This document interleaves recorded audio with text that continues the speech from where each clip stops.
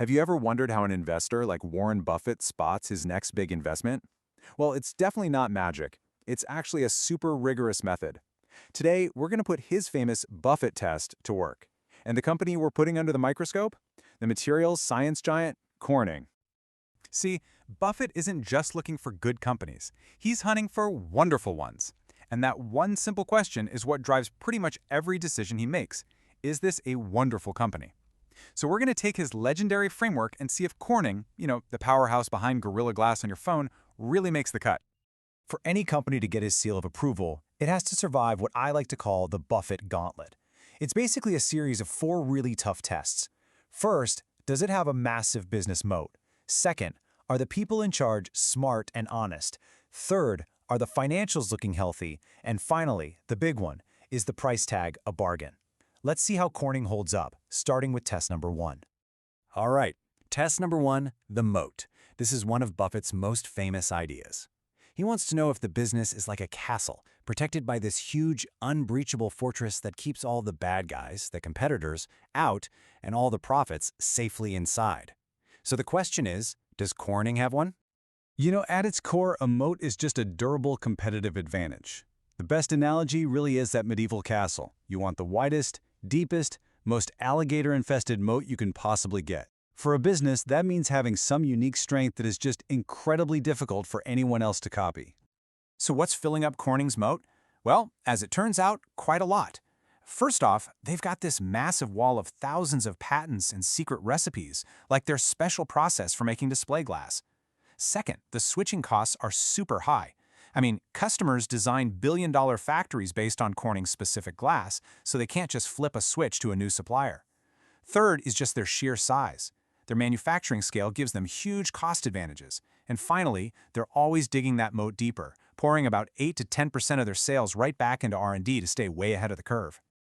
So our verdict on the moat? Oh yeah, it's an absolute pass. No question about it. With those 4 powerful advantages all working together, Corning's business fortress is extremely well defended. Okay, one test down.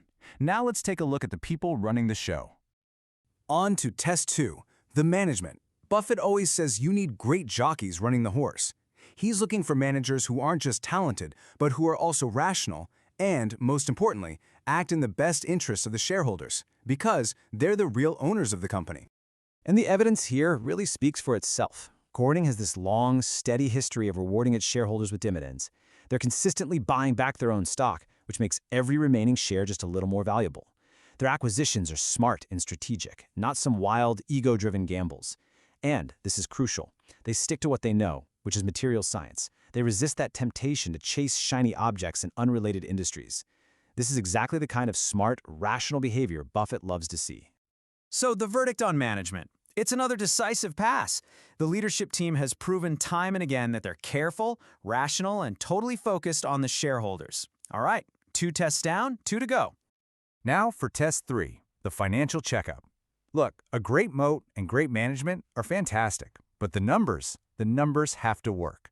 A company's financial vital signs need to be strong and healthy.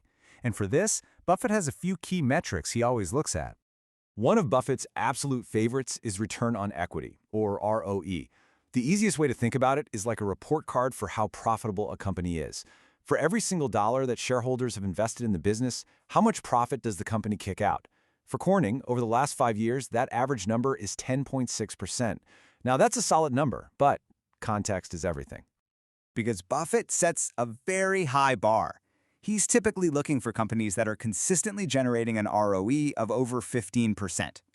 So at 10.6%, Corning doesn't quite get there. Now, this doesn't mean it's a bad business. It's a sign that it's a capital-intensive one. Think about it. Building those gigantic, high-tech factories cost a ton of money, and that huge investment naturally brings this specific return number down a bit. Okay, let's check another vital sign, free cash flow. This is the real, actual cash the business has left over after paying all the bills. As you can see, Corning is a consistent cash machine, reliably pulling in over $1 billion a year. But look closely at the trend here. It isn't really growing. It's steady, for sure, but it's not exactly what you'd call spectacular. So for a third test, the result isn't a pass or a fail. It's a caution. The finances are not bad, not by any means. The company is stable and is profitable. But it just doesn't quite have that exceptional financial firepower that gets an investor like Buffett really, truly excited. It meets the good standard, but maybe not the wonderful one. This brings us to the final, and you could argue the most important test of all, the price tag. Buffett has that famous saying, "It's far better to buy a wonderful company at a fair price than a fair company at a wonderful price." What he's demanding is a margin of safety. He wants to buy something for significantly less than what it's actually worth. So how does the price stack up? Well, if you do the math based on its cash flows, the calculated intrinsic value, what the business is truly worth, is probably somewhere between $32 and $38 a share. And the current stock price? Well, it's trading right around $35, smack dab in the middle of that range. And that, right there, is the whole story. There's no discount, there's no margin of safety. You'd be paying almost exactly what the company appears to be worth. For a true value investor like Warren Buffett, that is a complete deal breaker. This test is a clear fail. Okay, we have run Corning through the entire gauntlet. It passed with flying colors on its business moat and its management team. It got a yellow caution flag on its financial performance, and it failed on the price. So what's the final verdict here? Let's just lay it all out on the table. On the plus side, you have a durable moat, you have excellent management, and it's a reliable cash cow. But if you're looking at this strictly through Buffett's eyes, the concerns are pretty significant. That return on equity is below his target, it's a capital-heavy business, and critically, there is zero margin of safety at today's price.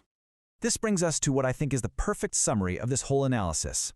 Corning isn't the wonderful company at a wonderful price that Buffett is famous for searching for. Instead, it falls squarely into a different category. A good company at a fair price. It's a solid, well-run business for sure, but it's just not on sale. And that distinction right there is everything. It really shows you just how incredibly high the bar is for a true Buffett-style investment. Which kind of leaves us with a final thought for you. Now that you've seen the 4 tests in action, take a look around. What everyday company, one that you know and use all the time, do you think would actually pass the full Buffett test? It's a lot tougher than you might think.